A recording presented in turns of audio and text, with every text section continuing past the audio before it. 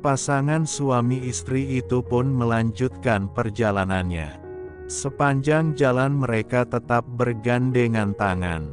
Itulah sebenarnya yang diinginkan keduanya. Sebab kalau tak ada pendekatan sampai kapanpun benih-benih cinta tak mungkin akan tumbuh. Keduanya tiba di warung sarapan pagi milik seorang wanita tua yang sering dipanggil dengan sapaan Lumia. Hanya sebuah warung kecil tapi terdapat banyak orang. Lumia hanya menjual mie lidi berkuah santan atau yang sering disebut dengan mie gomak dan juga bubur. Serta dilengkapi dengan berbagai gorengan. "Lumi, aku pesan mie gomak satu dan satu lagi mie gomak pakai bubur," pesan Uli. Itulah pesanan yang Uli pesan saat pertama kali mereka tiba di warung setelah memesan keduanya mencari tempat duduk di luar. Lebih nikmat rasanya karena bisa menikmati pemandangan dan angin segar pagi hari. "Minumnya apa, Kak?" tanya salah seorang gadis remaja. Kata penduduk desa gadis itu adalah Romui. Dia cucu pertama dari pemilik warung. "Teh manis hangat saja 2, jawab Uli cepat. Romui pun mengigat pesanan pelanggannya. Dia berjalan cepat menuju sebuah ruangan kecil.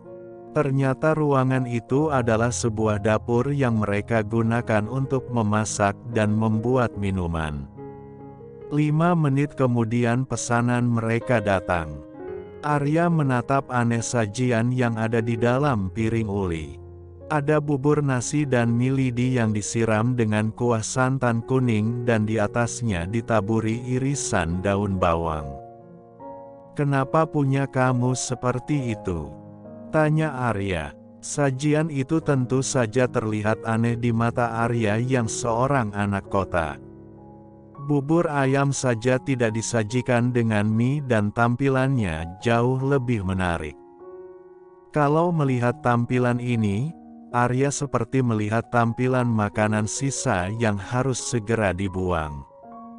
"Ini enak tahu. Abang harus coba," ucap Uli menyodorkan suapan pertama pada suaminya. Arya memasang wajah kesal. Menutup mulutnya rapat-rapat tak peduli dengan sendok yang sudah Uli ulurkan di depan bibinya.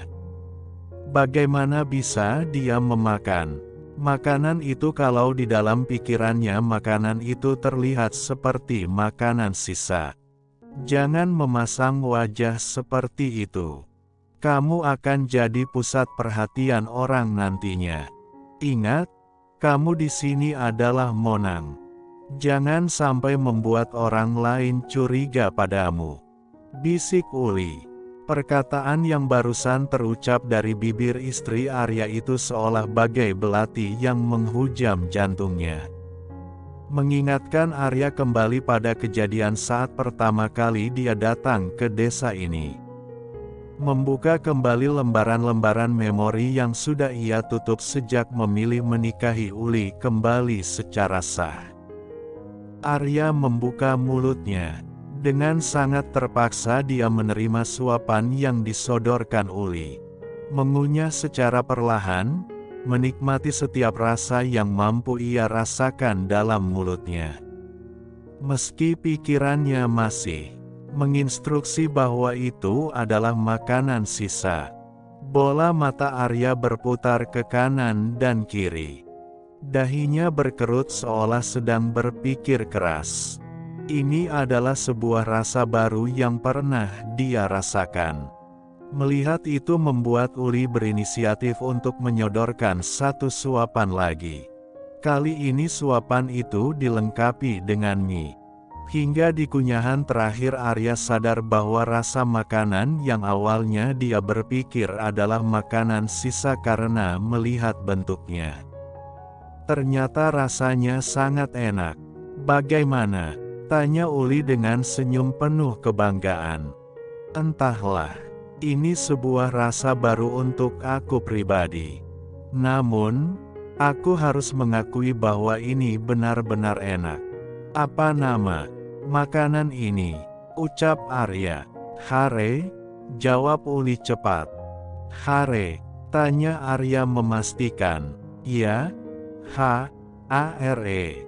Hare. Hare adalah sebutan untuk bubur yang terbuat dari nasi putih yang disajikan dengan mie lidi dan kuah santannya atau mie gomak. Begitulah orang di sini menyebutnya. Makanan ini selalu ada di warung-warung penjualan sarapan pagi yang menjual mie gomak. Artinya di mana ada hare di situ pasti ada mie gomak. Rasanya jangan diragukan lagi. Coba saja bayangkan kalian sedang memakan bubur dipadukan dengan kuah santan kuning yang kental. Sudah pasti sangat nikmat bukan? Jelas Uli. Nama yang unik seperti cita rasa dan bentuknya. Meskipun begitu aku sertus, aku menyukai rasanya. Makanan ini sangat enak, ucap Arya. Baru 2 suapan Arya sudah berkata kalau makanan itu enak. Sebenarnya makanan bisa dikategorikan enak itu tergantung dari juru masaknya. Rendang saja bisa tidak enak rasanya kalau dimasak dengan cara asal-asalan. Begitupun dengan makanan yang baru saja dimakan oleh Arya. Intinya apapun makanan itu, kalau pembuatnya membuat dengan cinta dan cita rasa yang pas maka, semua makanan pasti akan enak untuk dinikmati. Haha, dulu semua wisatawan yang datang ke sini juga sama seperti kamu. Mereka merasa bahwa makanan ini aneh. Lebih tepatnya terlihat seperti makanan sisa yang akan dibuang tapi, setelah dinikmati ternyata rasanya mampu membuat lidah mereka ketagihan, lanjut Uli. Arya menautkan alisnya. Apa yang dikatakan Uli barusan adalah apa yang dipikirkannya. Berarti Arya bukanlah orang pertama yang mengatakan dan berpikir bahwa makanan ini aneh. Menurut abang rasanya seperti apa? Tanya Uli menyodorkan 1 sendok penuh hare beserta mie dan kuahnya. Tak perlu mengunyah dengan lambat seperti tadi karena Arya sudah tahu rasanya. Hampir sama seperti bubur ayam. Hanya saja kelebihan bubur ayam dia memiliki berbagai topping sedangkan ini hanya ada kuah santan dan mie saja. Arya menjelaskan menurut pendapat pribadinya. Kalau diperhatikan sekali lagi rasanya memang seperti bubur ayam. Tanpa topping. Kalau diberi topping seperti itu nanti orang mengira bubur ini plagiat dari bubur ayam, ucap Uli tergelak. Arya memilih diam. Perutnya semakin berontak kala menikmati hare barusan. Membuat Arya langsung menikmati hidangan sarapan yang ada di hadapannya. Abis ini mau kemana? Tanya Arya saat makanannya hanya tersisa 1 suapan lagi. Pulang mungkin, jawab Uli dengan mulut penuh. Arya menoleh, menatap Uli yang sedang sibuk dengan makanannya. Kenapa harus pulang? Kita masih memiliki waktu 1 jam lagi sampai matahari berada di atas. Kata Arya. Jalan-jalan dengan perut kenyang tidak baik. Nanti perut abang bisa sakit. Kalau aku tidak masalah. Uli mengangkat kedua bahunya. Pertanda bahwa dia menyerahkan keputusan pada suaminya itu. Arya diam. Dia sedang mencerna apa yang dikatakan Uli sambil meneguk abis teh manis hangat di dalam gelasnya. Aku mau ke sawah. Kata Arya tiba-tiba saat sudah selesai minum. Baiklah tapi, kita harus menunggu 30 menit dulu setelah makan baru berangkat. Aku tidak ingin nanti abang menyusahkan aku karena perut sakit akibat berjalan setelah makan. Uli tetap kekeh pada keselamatan sebelum bertindak meski kadang pikirannya suka berpikir yang bukan-bukan, tapi kalau untuk kesehatan otaknya boleh juga dipakai. Baiklah.